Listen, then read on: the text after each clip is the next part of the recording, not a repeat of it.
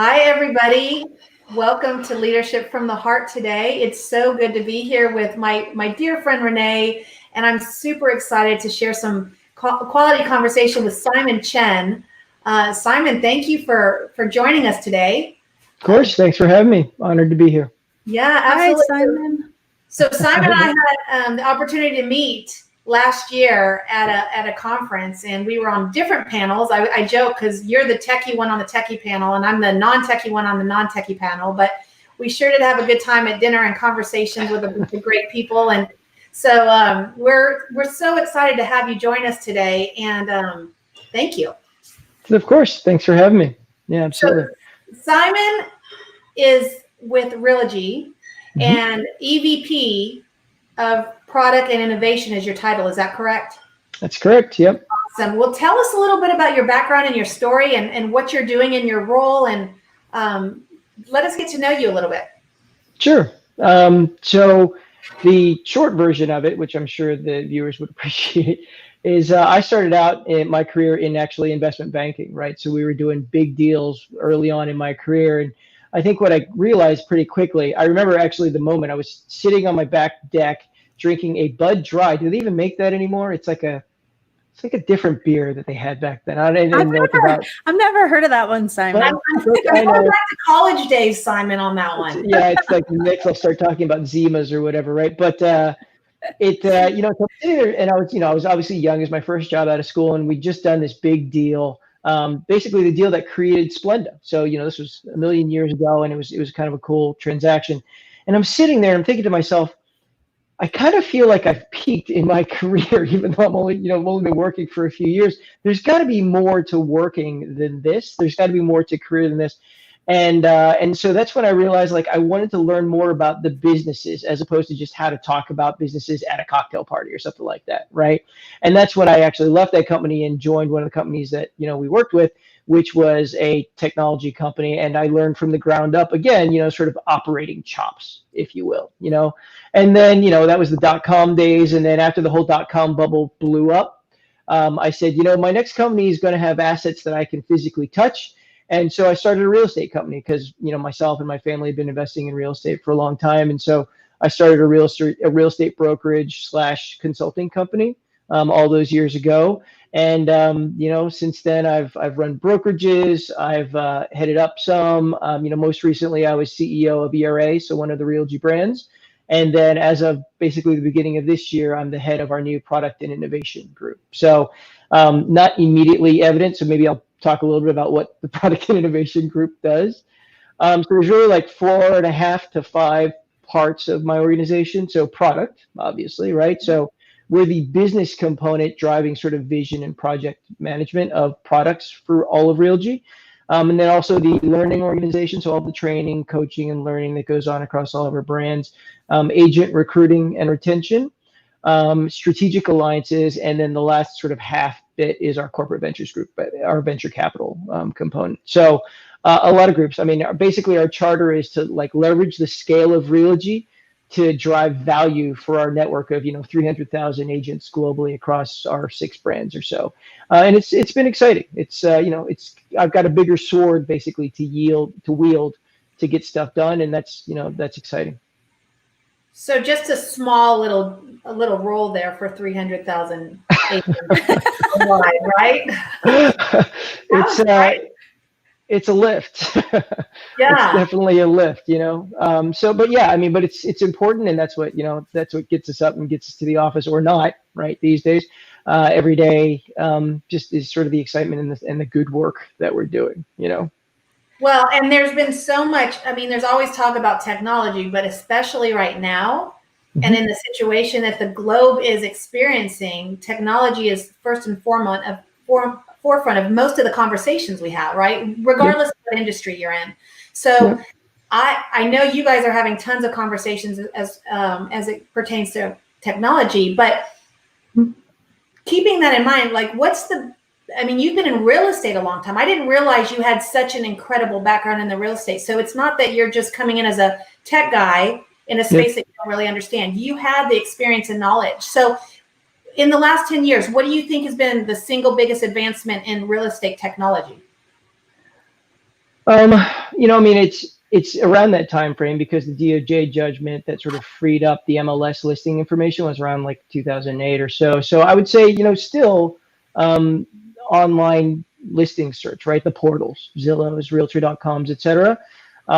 Interestingly enough, I was at Realtor.com for 5-6 years or so.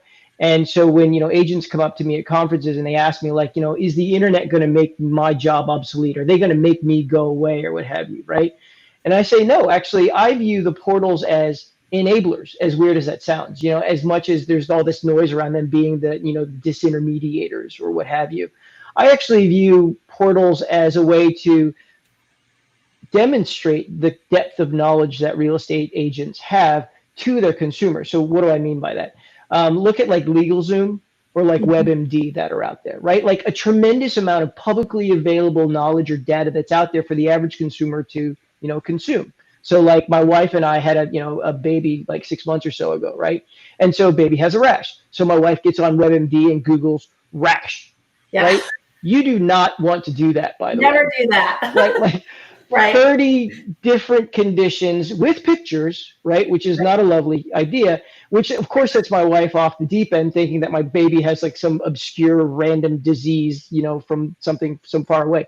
So the point is that, all this online content, if anything else, shows the consumer how much they don't know, right? And so they want to go and refer to a doctor because I know I got the bill, right? To find out whether your baby actually has this, mysterious random disease or whether it was just that, she's eating too much fiber, that kind of thing, right? And so, I think portals actually are great enablers to real estate agents because they allow us to be able to do higher value functions, which is guide our clients in a more intelligent way as opposed to just having, showing them listings as our value add or our contribution to the relationship. That's such a great reminder, Simon, is that we shouldn't fear the technology. We've talked many times, Elizabeth and I, on the show to many of our inspiring guests, and it really is keeping the mindset that the technology is a tool in the tool chest. And so let's put as many tools in the tool chest as we can to not only provide better service to our customers, but also bring in new efficiencies that help us clear the path to providing the best opportunity for the customers as well. That's right. I mean, if your time is no longer spent, compiling that big brochure or manual of listings or whatever, and then having to drive it around, or the first time your clients are seeing anything, this is going back old school, right? Is when you show up with that brochure or that manual or those printouts. Now you can actually, they already know what homes they might be interested in. They've already seen the insides of them. They already ruled themselves in or out on that property, all, saving the agent a tremendous amount of time. It's kind of like, as a result of this crisis, we introduced a new technology with our partner Front Door, which is American Home Shield, right? Which is a virtual home or listing presentation showing tool. Right. And it's not just something like this where, we're looking at each other, what have you. What's cool about it is that you're both looking at the same view through the clients or the sellers, sort of phone. Right. And you're actually able to guide them through it. So you can like use a virtual laser pointer and say, look at this or look at that. Or you can take pictures or take video through your client's phone or your prospective client's phone. Right. And so obviously has a tremendous amount of usefulness right now, even in the sheltering in place, because a homeowner can do a showing, for example, or a listing presentation, or show the agent around the home without the agent needing to set foot in the house. And so, people have said like, is that even going to matter after the restrictions are lifted? And, my belief is that yes, because, an agent that's going to meet with a potential seller, for example, right, doesn't know what the inside of the house looks like, doesn't know how nice it is relative to other homes out there. So agents can't run meaningful comps until they've had that first meeting, right? Now you could see everything that's out there. You could have even taken pictures. You can pull comps or examples of redecorating or what have you from, other things, so that when you get face to face with that potential client, that interaction can be that much more meaningful, and you can differentiate yourself from some other agent that comes in there that still needs to have a follow-up meeting in order to have a meaningful conversation. So I think there's tremendous benefit to it. You're speaking our language, because right now the strong agents really need to be focused on, okay, there were some technological tools and some resources that have now been adopted by both the consumer and the agents out of a necessity in many cases, right? Being quarantined. The conversation that I can speak on Elizabeth's behalf, we both feel that should put more pressure on is the continued adoption of those technological advancements so that it's more of a standard in the industry. And maybe one example is instead of 20 showings, we're doing 4 or 5 showings. That's a benefit to the customer. That's a benefit to the agent. So you're really speaking our language, and I love the way you're thinking. Yeah, absolutely. I mean, even things like this, right? Like having Zoom calls or having, online calls. Historically, it's been, sort of taboo almost, right? Because like if you're a client or you're a business contact and you're having a meeting, you couldn't get in a plane, come and sit down in front of me face to face. You got to do this over a webcam call. It seemed very impersonal up until the point in time that everybody's doing it. Now it's the new normal, right? Like people can, oh, that's a terrible word. I know it's a buzzword. I should strike it from my vocabulary. But, people are able to now, whether it's in sweatshirts and hoodies or whatever, have these calls and nobody feels slighted as a result of it, right? Yeah. And so we'll continue to do more of this, even after the coronavirus crisis is over, right? I mean, that whole concept of needing to fly 6 hours or 10 hours, sleep overnight at some hotel, eat crappy hotel food, to get up the next morning and have that meeting and then do it all backwards again. So 25 hours or so basically to meet with like one person, I think is by and large part going to go away, right? You're going to reserve those for like, the really, really big important things. And, people are going to be a lot more open to having meetings like this. Well, and Renee and I are on a platform. Our company has been virtual. So we've been operating this way. Well, the company's been operating this way for about 10 years, right? And so what was really neat about not neat, I guess I shouldn't say that, but what offered the opportunity is when this all happened, we were operating business as usual in a sense. However, it did allow and open up other opportunities that I hadn't considered before. For example, real estate is still trading. It is really, really, really busy. And I've had so many phone calls with people saying, how's the market? Tell me really what's going on. From all over the country. I'm like, let me tell you what my experience is.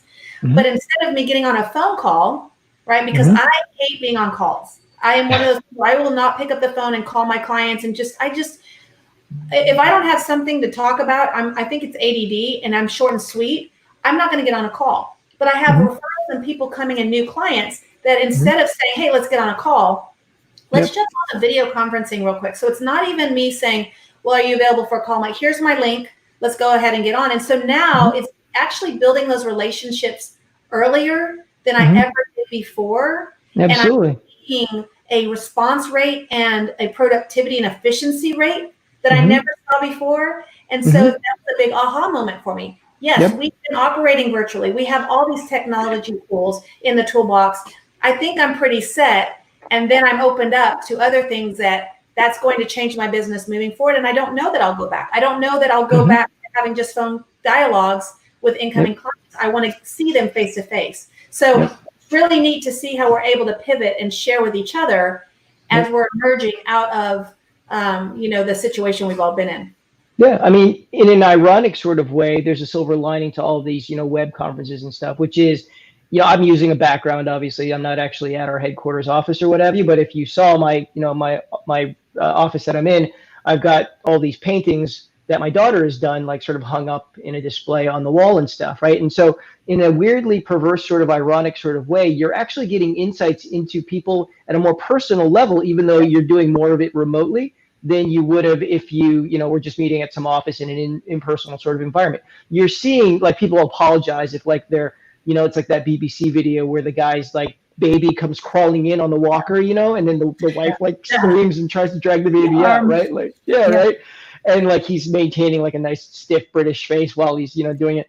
But it's that sort of thing. Like I actually like when somebody's dog or cat or child, naked baby or whatever comes running across the screen, because that personalizes it, right? And that obviously wouldn't have happened in the office or what have you. So in a weird way, it actually, even though everybody's more distant, it actually brings us closer together. So what do you Oh, sorry, Renee, go ahead.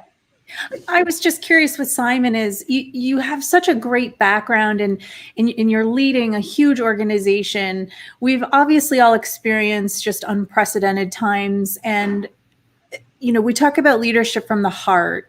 What advice would you give leaders as they navigate into the next phase of the industry?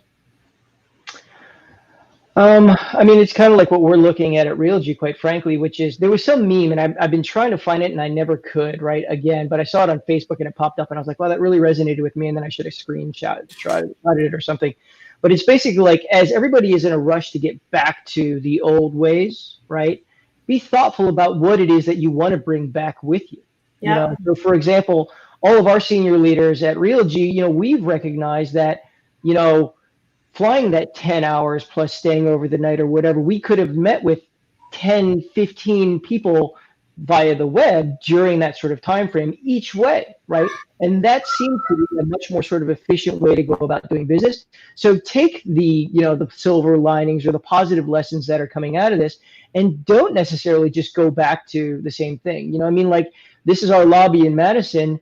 We do not anticipate that everybody is going to go back to this building full time like we did in early March, and I think that's one of the key things, right?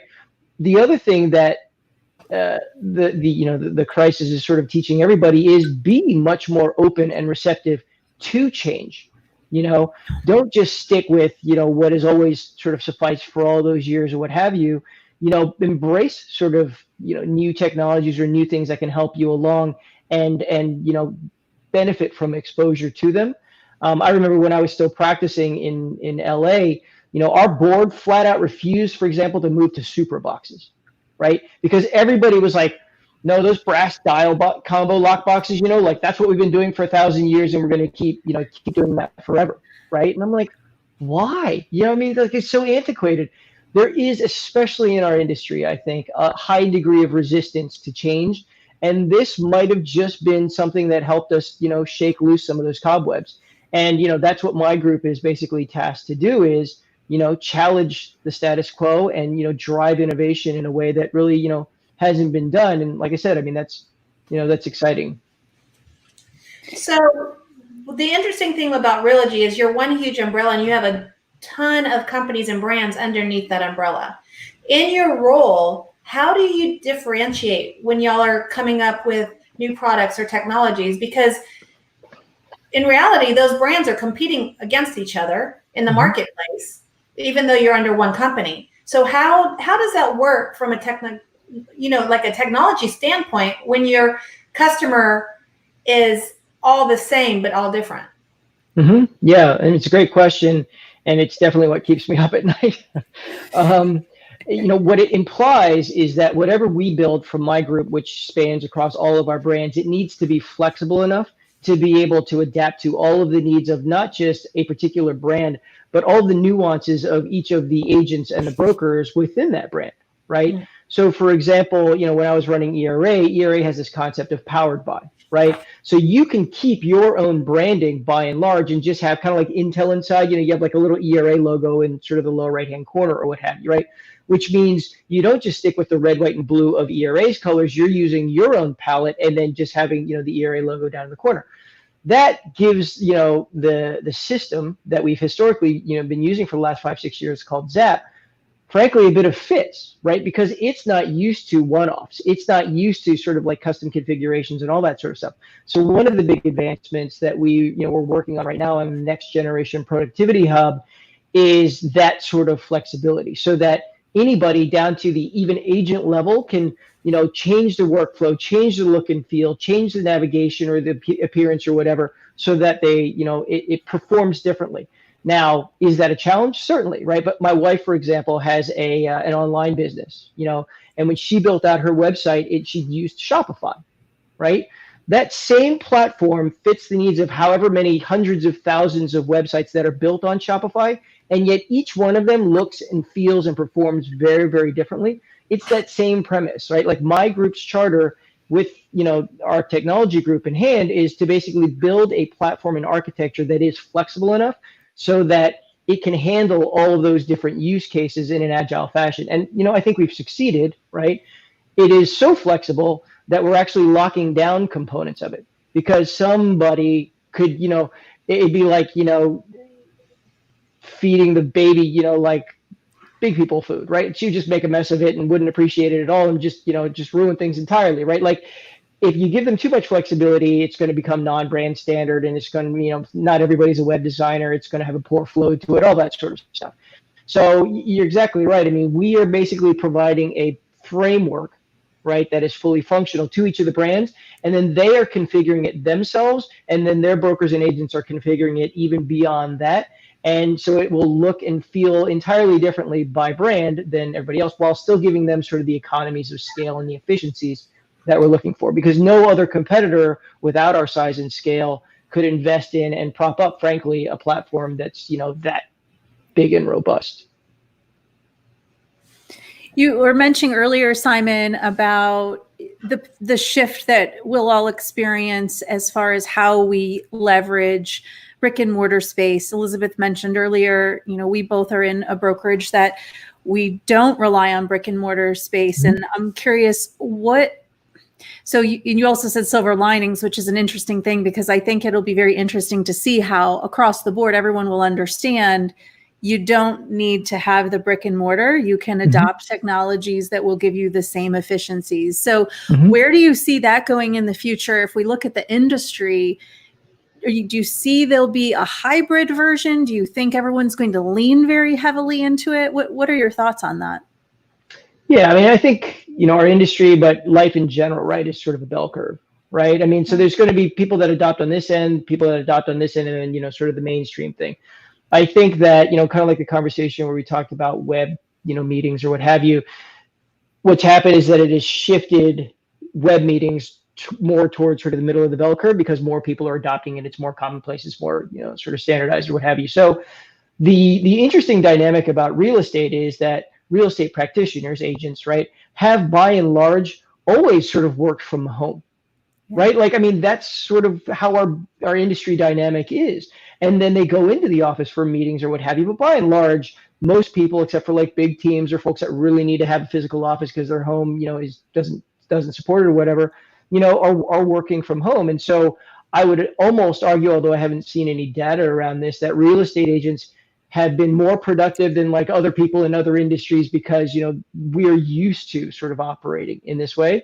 So I think that there will be less. I think that companies like ours, not disclosing anything, just that's the direction that we're thinking, we'll be thinking about different utilizations for 500,000 square feet in Madison, for example, right? I know that, when I was running a 100% commission company, their model was, 1,000 agents could be in a much, much smaller office, right, based out of there, but because obviously very, very few people sort of show up there. We have been more of a sort of a fuller service model, obviously, with the Realogy brands, and so therefore we're used to a lot of physical footprint so that the agents can be there and feel like they're part of this thing. So I think that we're going to move sort of toward a different curve and use our space and think about our space in a different way that maybe folks like you all are already doing. And and that's perfectly fine too. I don't think it's going to make any one thing obsolete necessarily. Like, I don't think all the office space is going to go away, for example. But maybe we think about it in different ways. You have a question. I saw you. I know. I was thinking the same thing. Go for it, Elizabeth. Well, I'm just wondering, like, there's so many different shifts and disruptions. I don't even like that word anymore. I used to use that word all the time. And then after we had so many different leaders and conversations, I realized the negative tone that can imply, right? So I'm trying to strike that. You said something earlier. I'm trying to strike that from my vocabulary as well. But what do you think is, if you look at the models and real estate in general, there's everything from discount agents all the way up to virtual, right? And that's the cool thing about real estate. And under Realogy, you have a lot of different brands that operate very, very different models independent of each other. So from, we've gone to the virtual companies. What do you think is like the next tectonic shift in the real estate market?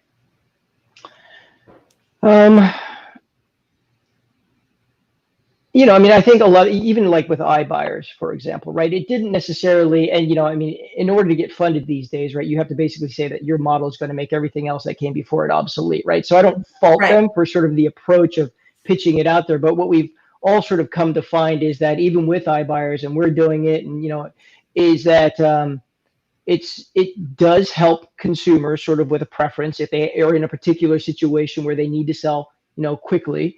So it helps them out from a convenience perspective, and that a lot of folks should be able to offer that to their consumers as opposed to it replacing agents as a whole, right? So I think a lot of these things that we think are tectonic shifts are actually just sort of evolutions, of the business or what have you. I think the biggest sort of thing that I'm focusing on that I think is going to be the next wave is the idea of the entire home ownership life cycle, not just the transaction, right? The industry as a whole is by and large wrapped up around the transaction, right? There's $80 billion a year that are paid in commission. That sounds like a heap of money, and so everybody wants their piece of that money, right? But as a former recovering real estate agent and broker, right? Like I think a lot about that, that the iceberg under the water, right? If 10% of your transaction with consumers is the transaction itself, right? What about all of that 9/10 under the surface of the water where you're, their local area expert or expert around all things home ownership related, right? So do you have a dog walker, a nanny, a contractor, a church, a restaurant, all that sort of stuff that you stay engaged with them over all that time where agents basically are working for free, And I think that, if we can help agents stay engaged with their clients as well as prospects over that entire life cycle, then it's that much easier for them to re-engage with them, right? They say that it's like, I think it was like 5 times harder to get a new client than it is to keep your old one. Okay, so that's an interesting stat. And yet, if you look at NAR's data, 90% of consumers say that they would work with their agent again right after they've gotten the keys. They're all happy. They carried their spouse across the threshold, that sort of thing, right? But only 12% do after 7 to 9 years. Like, holy cow, right? So if we can help our agents stay engaged with their spheres, right, over that whole 7 to 9 years, then I think that profoundly impacts, repeat business, referral business, all that sort of stuff, right? Because by and large, it sounds like if they loved you that much, but only 12% are working with you again after 7 to 9 years, they've kind of lost track of you, right? They've lost touch with you. And if that's the case, if we can help them stay engaged, then I think it moves the agent's business forward meaningfully, and therefore ours, because we obviously, we get paid on agents' productivity. Well, it's funny the NAR stats, because of those numbers too, NAR also states that 83% of agents don't stay in touch with their clients. Mm-hmm. And that to me was staggering, because that's all I do, right? That's my business is 100% referral, because all I do is stay in touch with my clients. And so when people come to me all the time, they're saying, what do we need to do? How do I need to continue my business? I'm like, well, have you been talking to your clients? Are you being a resource? Is it a relationship, or are you truly just transactional? That's right. So I think it's a mind shift as well for agents to kind of understand, oh, it's not just this one-time thing. And it's working smarter, not harder. It's that 80-20 kind of rule where it's so much harder to go find new business. Well, don't. Just service the people who loved you. And that many people aren't doing it. So that was very surprising to me, because when it's something that's just ingrained into what I'm doing or what Renee's doing, it's, easy. And then you look around and you're like, oh, but people aren't embracing it quite like I am. And most aren't. I mean, you're the far right of the bell curve in our industry, right? Other industries, it's much more commonplace. When I was running my brokerage, I had an awful lot of people that were like laid off .comers like me, right? So they had skill sets from other industries where, frankly, the service level by and large is higher, than it was in real estate. And therefore we did very, very well, because people just weren't used to sort of that service level that we were used to operating at. Same sort of thing. So, I mean, if I could take, your skills at the far right of the bell curve and build them into the system so that it automates a lot of those behaviors that you sort of figured out for yourself, then I can sort of shift the whole bell curve. I know I'm overusing the bell curve analogy, but, I can shift that population of agents to perform more like you, right? Because left to their own devices, they may not think of a lot of those sorts of things, right? And that's where technology can be an enabler as opposed to a disruptor or what have you, right? You're actually applying a lot of those best practices to everybody so that it's not just the top performers that are exhibiting those behaviors. It's Yeah. all about relationships. I mean, it's always been, it always will be about the relationships. And I really agree with you on the correlation. If you look at the many of the successful agents in the industry, they have either learned customer service or come from a customer service background that that becomes almost instinctual for them. That's right. You're spot on about the focus to make sure there's continued education about that and perhaps tools. So what I'd be curious is, what are your thoughts on what technological tools should agents be focused on to marry together the service aspect, but also helping the agent stay automated? And the reason I ask the question is because there's a really bad misunderstanding that you can automate the process for the consumer. It's the agent who can have help with some automation, not the consumer. The consumer should never be automated. Right. So, I think, again, from a technology perspective, the real estate industry is still sort of in its relative infancy, right? It's why, $12 billion was invested in real estate tech. Hey, Dave. $12 billion was invested in real estate tech in 2018, I think, 2019, right? Per year. It's because it's sort of a no-brainer, right? Like, if some person at a startup company, a real estate property technology startup company, goes to a venture capitalist and the beginning of their pitch starts with, how the last time you bought that house or got a mortgage, how it kind of sucked?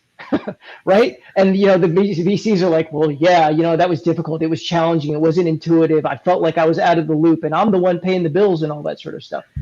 Exactly. This is how my company is going to improve that. That's why all these companies are getting their funding, is like, fundamentally, people feel like the transaction process is flawed in a lot of different ways, unless they've worked with, a really fantastic agent like you all that takes everything throughout the process and does it for them, so that it's just, a very low degree of interaction probably required from them. But again, the exception, not the norm, right? So, I think that, helping them use CRM better, understanding like what CRM actually is, right? It's customer relationship management as opposed to just how to respond to a lead.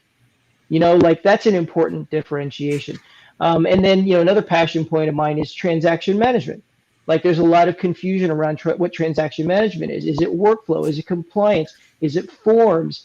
Is it, commissions calculation or back-end accounting, right? Like, everybody sort of lumps it all into transaction management. But in concept, what I love about transaction management is that it is truly the bridge between the home search and home ownership, right? And if I just shared with you earlier that I'm, passionate about helping our agents stay connected for the home ownership life cycle and moving beyond the transaction, then we need sort of that bridge.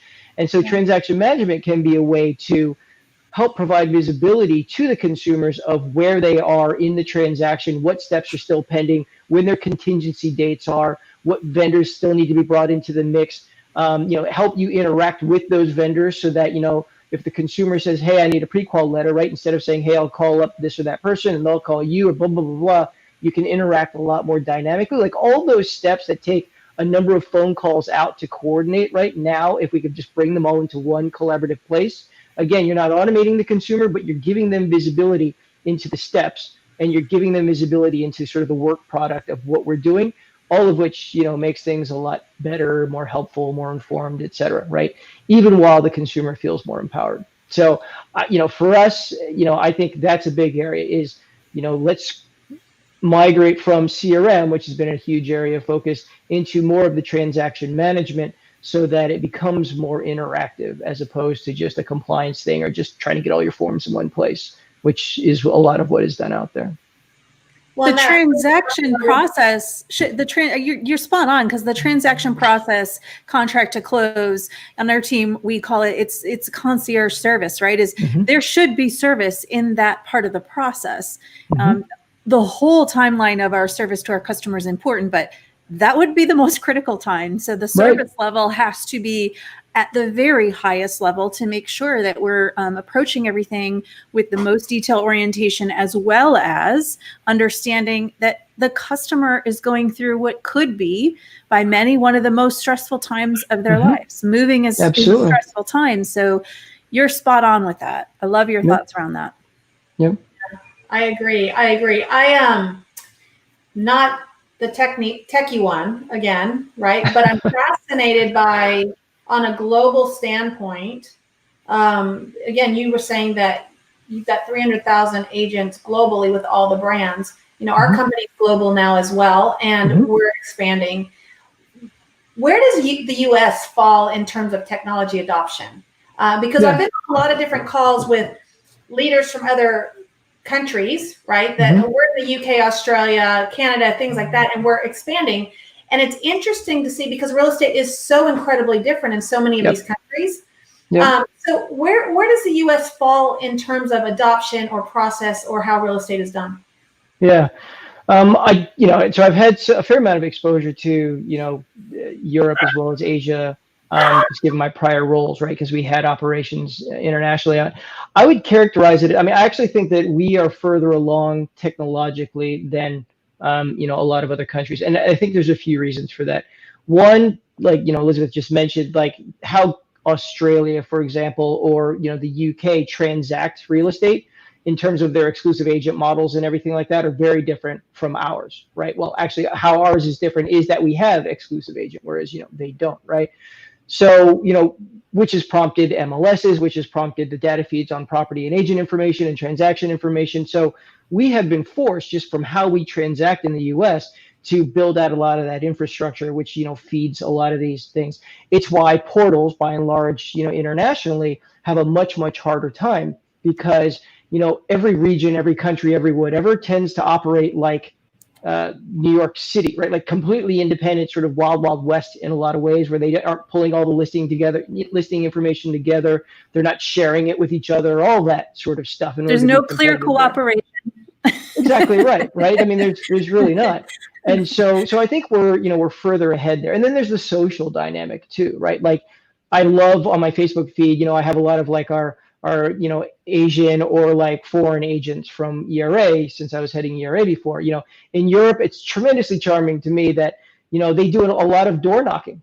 They just walk around the villages that are stunning, right? And like put their cards out there and build like relationships from people. And they probably know you're, this or that person's daughter or son or something like that. Like there's already a connection there because the communities are quite small. Whereas in Asia, where it's all about, building new and expansion at like sort of crazy rates, a huge proportion of their business is new project developments, right? So agents are going in and brokers are going in for their agents and working those, sort of huge deals for 5,000-6,000 unit buildings or something like that to get the exclusive on that whole building, so that their agents can then go in and sell them, right?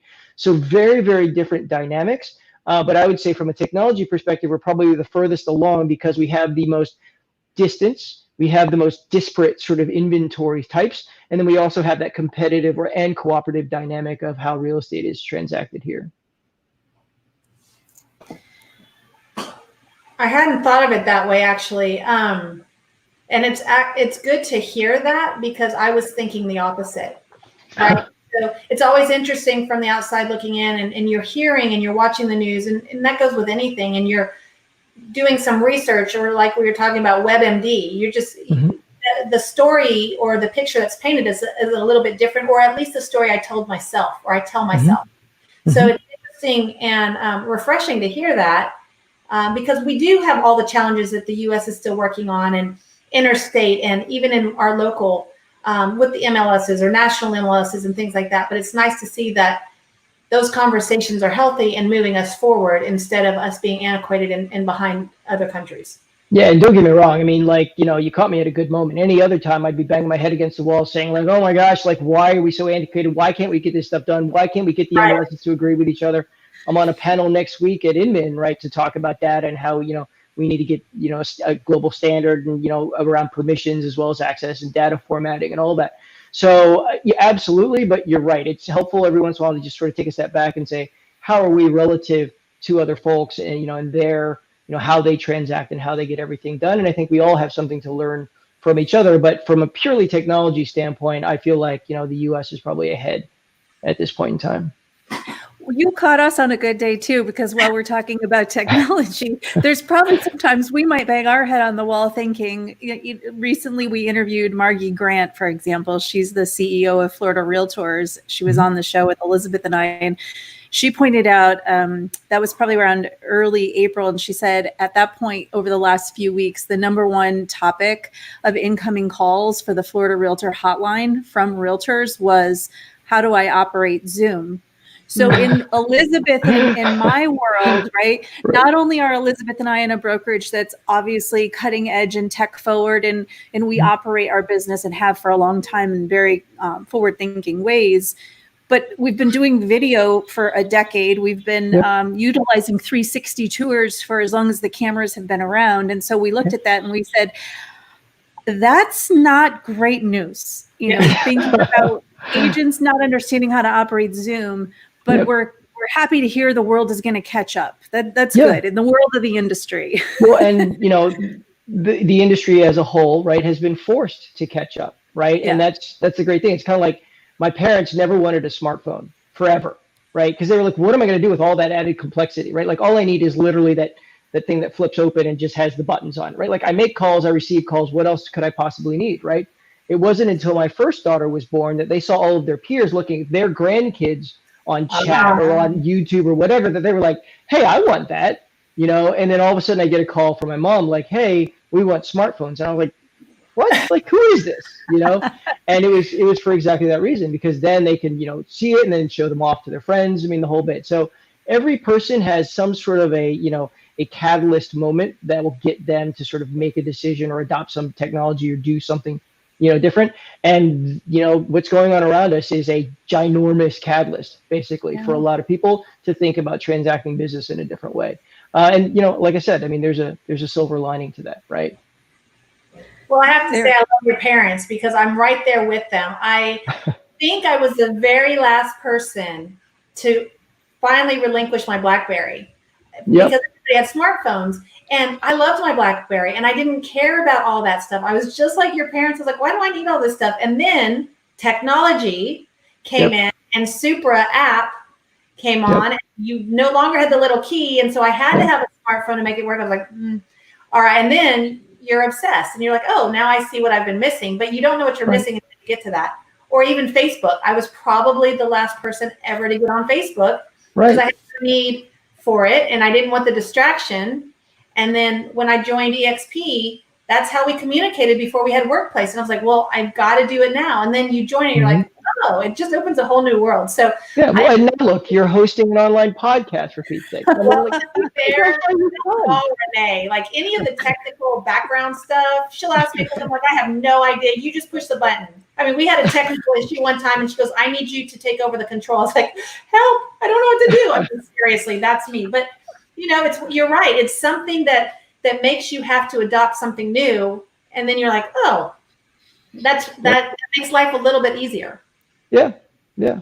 Well, and because everybody's using it and because, not everybody's expert in it, there's a lot more graciousness on either end of, sort of the web conference, right? People, if you screw it up, you screw it up. I mean, like it happens all the time or things happen or what have you, or you can just always blame the technology, right? Whereas if you're sitting in front of a person, not a lot of places you can point blame at other than each other. I mean, oh yeah, the internet, oh my, whatever went down or what have you, or my kids are streaming whatever downstairs and it killed my internet connection. I mean, all those things are okay now, but what's neat about web meetings is that, when we had remote staff that were trying to dial into like a conference room full of people that are physically there, they're always the odd man out, right? Because they can never chime in, raise their hand or do whatever. Because nobody's looking at that dumb screen over there with, a few of the Brady Bunch heads sort of sitting there, right, to see if they have a question. Now, what they like is that everybody's on a level playing field, regardless of who you are, what your title is, or whatever. Everybody's got the same, sort of connectivity and the same ability to see each other and speak, and that's a great sort of a playing field leveler, if you will. So many people that I know have been, they're over video conferencing. They're like, I'm so done. I'm so over it. Oh, yeah.